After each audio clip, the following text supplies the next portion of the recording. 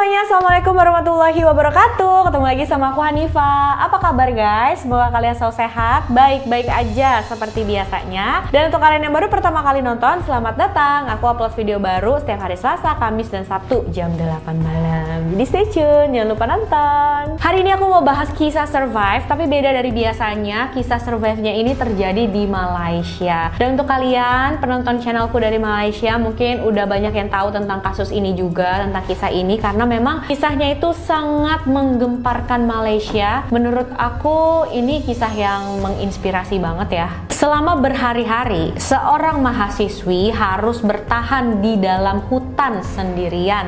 Serem banget nggak tuh teman-teman? Tapi dia berhasil selamat loh. Kira-kira gimana ya caranya dia bisa bertahan? Dan gimana juga sih awalnya sampai dia bisa mengalami hal kayak gini? Langsung aja yuk kita bahas.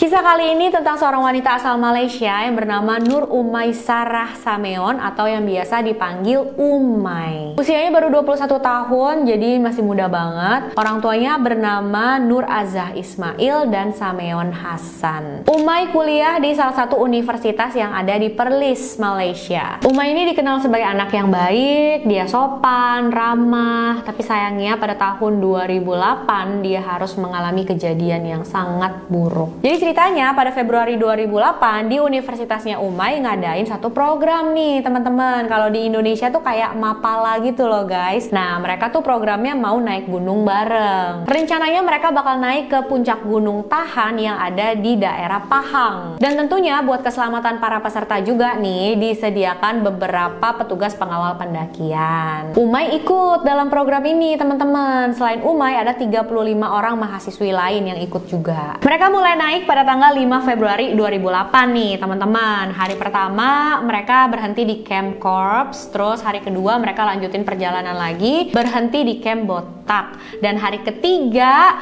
pada tanggal 7 Februari 2008 sekitar jam 11 siang akhirnya mereka sampai tuh di puncak Gunung Tahan. Karena misi naik ke puncak gunungnya itu udah berhasil, mereka pun mulai turun gunung lagi nih teman-teman. Dan pada saat turun itu sayangnya Umay harus terpisah dengan teman-temannya. Karena waktu itu Umay masuk ke dalam lorong sebelah kiri, padahal teman-temannya tuh nggak berjalan ke arah sana. Pas dia sadar, pastinya dia langsung panik. Dia langsung teriak-teriak panggil temennya, tapi nggak ada yang jawab. Dia teriak minta tolong, nggak ada yang jawab, nggak ada yang bisa dengar teman-teman. Karena panik banget gitu ya, Umay akhirnya berhenti. Dia berdoa supaya pikirannya bisa fokus lagi dan dia bisa berpikir lagi gimana nih selanjutnya yang harus dilakuin. Nggak lama, Umay dengar suara air terjun dan saat itu juga dia inget sama satu tips, kalau misalkan kita sampai tersesat di hutan harus ikutin aliran air sungai teman-teman. Soalnya pemukiman itu kan biasanya deket dengan air bersih. Kalau udah bisa sampai deket dengan area pemukiman, pasti kita juga bisa dapat pertolongan di sana. Umay mulai jalan ikutin aliran air tersebut. Setelah beberapa lama dia udah capek banget, akhirnya dia istirahat dulu deh sebentar gitu. Nah abis itu dia baru lanjutin lagi perjalanan. Tapi pas baru mulai lanjutin, dia kepeleset terus jatuh lumayan kenceng sampai kaki kirinya itu luka guys. Dan pas jatuh itu tasnya Umay juga terpental entah kemana, padahal semua hal-hal yang dibutuhin ada di dalam tas itu ya. Tapi Umay nggak mau menyerah, dia minum dulu dari air sungai itu, terus dia berhenti juga sebentar untuk memulihkan tenaganya karena kan habis jatuh pasti sakit banget juga kakinya ya teman-teman. Jadi diistirahatin dulu sebentar, habis itu baru dia mulai lagi lanjut perjalanan lagi. Dan Umay juga saat itu nggak punya makanan, nggak punya minuman, nggak punya persediaan apa-apa sama sekali. Tasnya juga hilang gitu ya, nggak tahu kemana. Dia coba cari-cari apaan yang bisa aku makan ya.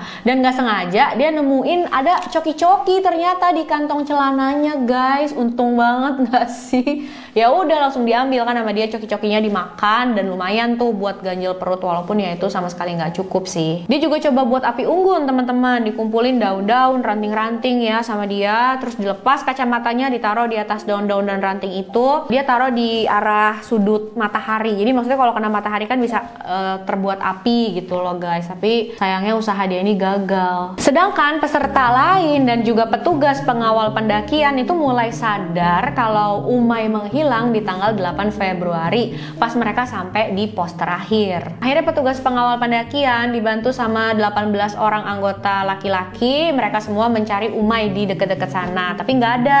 Akhirnya mereka naik lagi gitu ya ke pos sebelumnya, cari di sekitar sana, nggak ada juga teman-teman. Besoknya mereka minta bantuan sama penjaga gunung di sana, mereka juga kabarin orang tua Umay tentang hal ini, dan pastinya mereka kaget banget ya ngedenger anaknya hilang gitu kan di tengah hutan juga teman-teman. Ya ampun. Orang tua Umay langsung lapor polisi, pencarian dilakukan, berita tentang hilangnya Umay ini sudah tersebar ke publik juga teman-teman. Tapi sampai tanggal 12 Februari Umay masih belum bisa ditemuin juga. Ini bisa dibilang pencariannya besar banget ya, karena tim pencarinya itu terdiri dari puluhan bahkan ratusan orang guys. Jadi ada 63 anggota polisi dibantu sama tim SAR juga, dan banyak juga pihak-pihak lain yang membantu. Setiap harinya ada 2 helikopter yang diterbangkan untuk mencari Umay dari atas. Helikopter itu mulai mencari dari jam 7 pagi sampai jam 7 malam. Ada kemajuan nih teman-teman di tanggal 13 Februari karena petugas menemukan jejak kaki yang kemungkinan besar adalah milik Umay.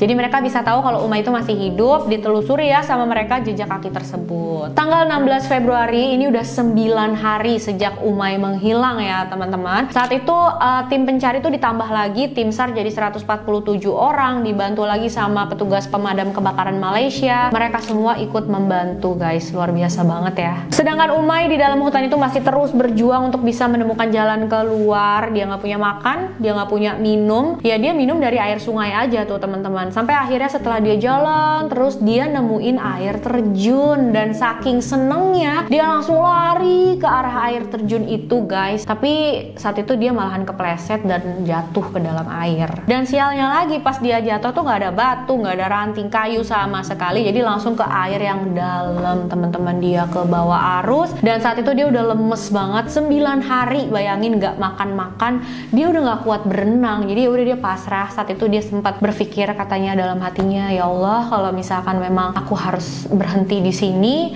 ya aku ikhlas. Tapi di saat Umay mulai putus asa kayak gini, Allah kasih jalan buat dia teman-teman. Tiba-tiba dia ngerasa di kakinya tuh kayak ada batu besar buat dia berdiri, dan bener aja dia ketemu batu besar itu, diinjek sama dia batunya dan dia berhasil keluar dari air. Selama tersesat itu Umay juga nggak bisa tidur pules-pules banget, soalnya dia takut kalau lagi tidur ada hewan-hewan yang bisa membahayakan dia kayak ular, kalajengking, dan hewan-hewan lainnya lah. Cuma kalau dia nggak tidur, dia juga nggak punya energi untuk terus jalan kan teman-teman. Jadi ya gitu deh, tidurnya kayak pules, enggak. Dia sempat mau makan tumbuhan yang dia temuin di dalam hutan itu tuh guys, tapi nggak jadi. Katanya aduh jangan deh, nanti beracun lagi nih tumbuhannya. Dia nggak jadi makan. Dan menurut aku ini tindakan yang cerdas banget guys, karena kalau sampai dimakan dan ternyata itu tumbuhan beracun, wah bisa fatal banget akibatnya. Dan kalian tahu nggak sih, sampai 2 minggu setelah dia menghilang tetep aja nggak ada yang bisa nemuin dia teman-teman. Dia masih sendirian berjuang untuk bertahan hidup, berjuang untuk cari jalan keluar. Saat itu dia kayak jalan aja tuh udah nggak kuat,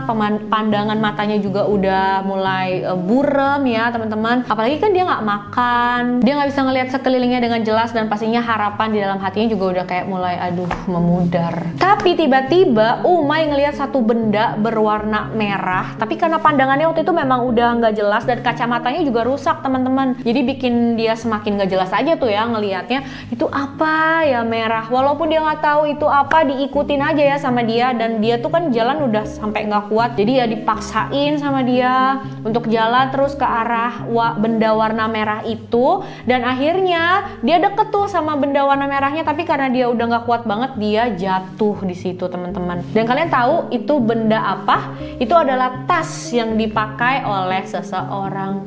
Alhamdulillah setelah 19 hari dia tersesat di dalam hutan itu, dia akhirnya ditemukan. Dan yang paling penting dalam keadaan hidup, walaupun memang kondisinya saat itu lemah banget. Umay ditemuin sekitar jam setengah 7 malam oleh seorang pemandu yang lagi mau membawa turis asing untuk naik ke puncak Gunung Tahan. Ternyata Umay itu udah berjalan sejauh 30 km dari titik dia menghilang, teman-teman. Dia ditemuin di camp Kuala Sungai Putih, Jerantut. Dan menurut salah satu petugas, lokasinya ini memang agak jauh dari pusat pencarian mereka gitu loh. Jadi ya itu juga mungkin kenapa ya petugas nggak berhasil menemukan Umay. Pemandu yang nemuin Umay itu bernama Rosli, dan Rosli ini langsung tanyakan, kamu namanya siapa? Umay jawab, nama saya Umay Sarah. Dan karena Rosli saat itu udah lihat-lihat berita tentang Umay ini banyak banget ya teman-teman di media, dia tahu lah kalau Umay Sarah ini memang lagi dicari-cari, langsung dia hubungin polisi. Polisi langsung menghubungi tim pencari